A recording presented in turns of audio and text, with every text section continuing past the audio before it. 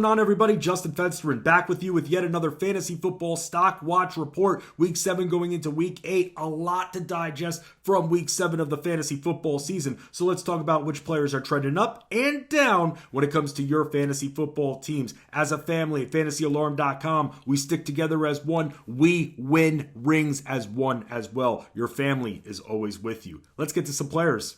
First trending up, Justin Herbert. Tyrod Taylor must be much better than we all thought if the Chargers were actually going to roll him out at quarterback for at least the first part of the season. Each week we've seen Herbert improve. He's actually thrown 10 touchdown passes in his last 3 games. He's thrown for 12 scores and has only been intercepted 3 times. In week 7 we saw Herbert run the ball 9 times as well and score his second rushing touchdown of the season. He's spry, has a big arm, and despite targeting players in the end zone frequently who aren't even on our fantasy teams, he's been a top 10 producer at the position per game this year. He has a very favorable schedule coming up that features matchups against the Broncos, Raiders, Dolphins, and Jets. The touchdown to turnover rate has been strong, and Herbert is a viable QB1 week in and week out moving forward. Up next, we have DJ Moore. It's never fun when one of your top receivers you drafted has trouble getting in the end zone.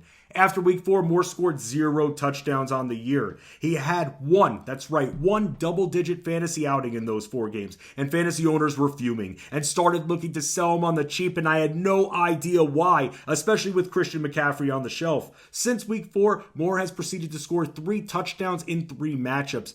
And if you're looking for consistency, how about 3 straight games of 93 receiving yards for Moore? The strong production should continue even when McCaffrey returns. Don't expect a huge target regression. He only received 5 targets in 2 of his last 3 games anyway, but he was able to do a lot with those targets, that is scoring on fewer targets. Atlanta is a cake matchup for anyone, and that's who's on deck for Carolina and more.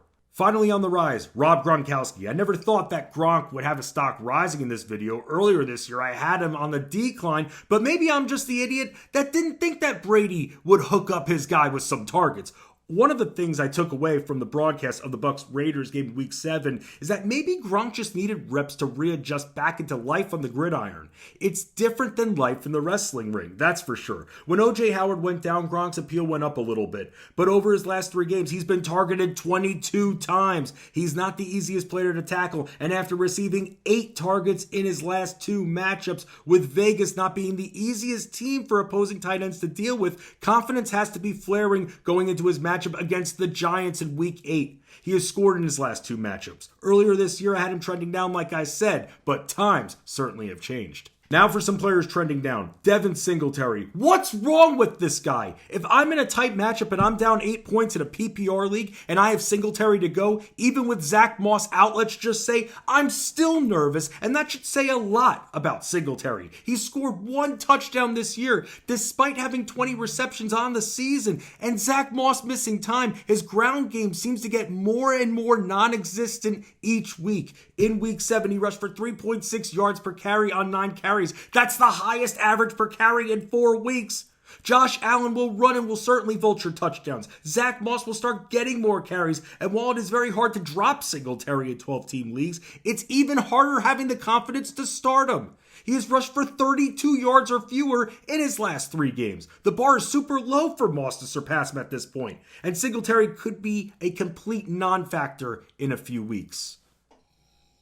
Up next, we have Joshua Kelley. Granted, Kelley is a rookie, but he's had every opportunity to succeed with Austin Eckler out, and he doesn't get in the end zone. No, it's not because of Justin Jackson. Kelley has had limited success on the ground. After putting the ball on the ground in back-to-back weeks, Kelley rushed for just 29 yards in both of his last 2 matchups after receiving double-digit carries in both of them. Kelley received 12 carries to Jackson's 5 in week 7. Justin Herbert can run as well, and he will likely vulture touchdowns away from the Chargers running backs.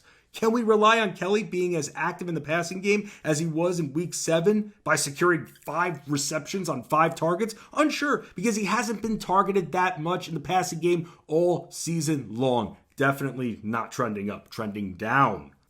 Finally, Mecole Hardman. How comfortable do you feel starting Hardman when all you do is pray that he gets at least a 30-yard reception?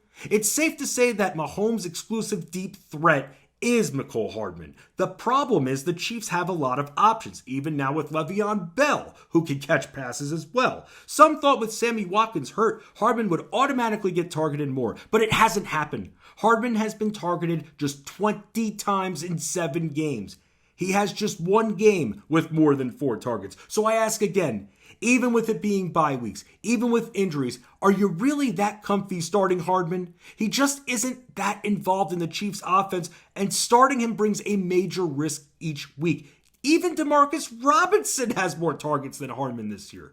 And that is your Fantasy Football Weekly Stock Watch here on FantasyAlarm.com. Stay in the know, get all the info, go to the website, and hang with the family because we're going to get you through just like families do.